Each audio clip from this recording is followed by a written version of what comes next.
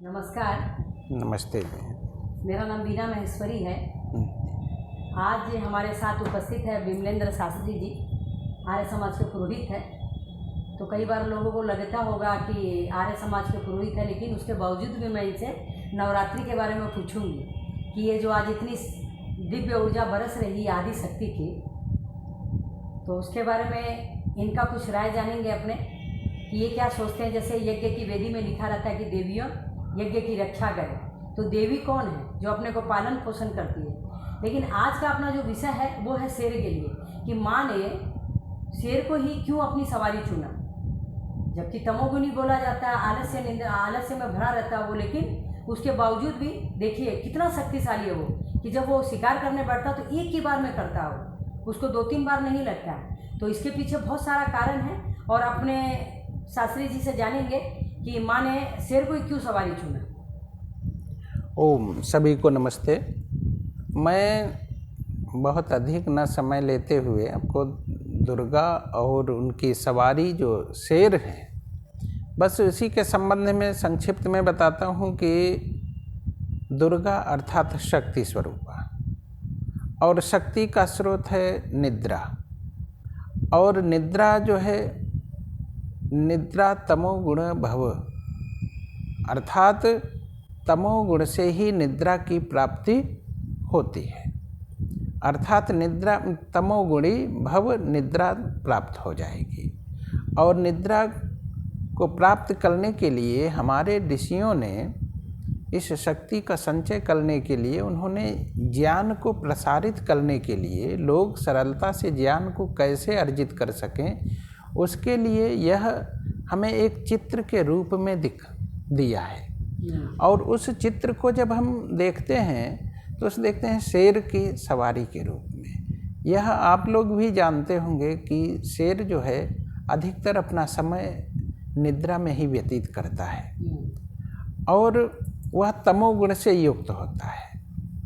तो हमें बस निद्रा को यदि देखना है तो तमोगुण से युक्त शेर को देख करके बस उसी के प्रकार से गाढ़ निद्रा को प्राप्त करने का प्रयत्न करना है। इसलिए उस शक्ति की, उस दुर्गा की सवारी शेर को अर्थात तमोगुण को उन्होंने बताया। हमारे शरीर में भी वह तमोगुण के रूप में अवस्थित है। मतलब इसका कहने का मतलब यही हो गया ना कि तमोगुण जहाँ पर रहेगा, मतलब एक इंसान जब अच्छी तरह से नींद ले लेगा तो शक्तिशाली हो जाएगा, क्योंकि उसका आहार भी वैसा ही रहता है। तो वो वैसा आहार लेकर एकदम शक्तिशाली बन गया।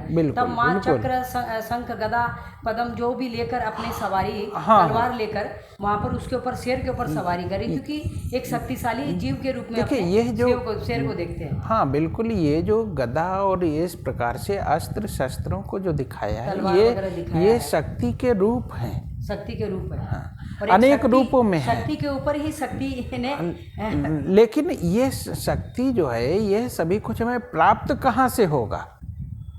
शक्ति का जो स्रोत है वह है निद्रा, और वह निद्रा कहाँ से प्रारंभ होती है? आहार से। आहार लेने से फिर बाद में आलस्य, आलस्य वह धीरे धीरे एक स्वप्न अवस्था, थोड़े से मतलब निद्रा की जो है प्रारंभिक अवस्था होती है, और फिर वह धीरे अंतिम गाढ़ निद्रा में अवस्थित हो जाते हैं। तो गाढ़ निद्रा वह, यह जो दिखाया है तमोगुण से युक्त शेर को जो हमें यह आकृति दी है, तो शेर ही उस दुर्गा स्वरूपा, शक्ति स्वरूपा के सवारी है, अर्थात उसी पर आश्रित है। यदि तमोगुण नहीं होगा तो हमें निद्रा भी प्राप्त नहीं होगी, निद्रा नहीं प्राप्त होगी तो शक्ति भी प्राप्त नहीं होगी। मतलब तमोगुण का तो लोगों ने विकृत रूप ले लिया है कि तमोगुणी होने से ऐसा है वैसा है, लेकिन शरीर के अंदर में बोलेंगे तो सत्वगुण, रजोगुण और तमोगुण तीनों को बैलेंस करके चलना चाहिए। ये नहीं कि किसी चीज की ज्यादा हो गई, जैसे ऋषि मुनि है तो वो अपनी कम नींद के अंदर में उन्होंने उस चीज को विजय प्राप्त कर ली है। इसी के लिए उन्होंने निद्रा पर विजय प्राप्त कर ली। उतनी सी देरी में वो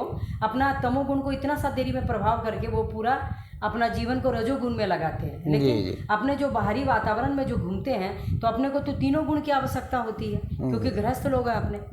बिल्कुल, सभी लोग इस चीज़ को बहुत ही अच्छी तरह से अनुभव करते हुए इस ज्ञान को परिभाषित करें और उसको समझें और उसी के अनुसार अपने जीवन को बनाएं।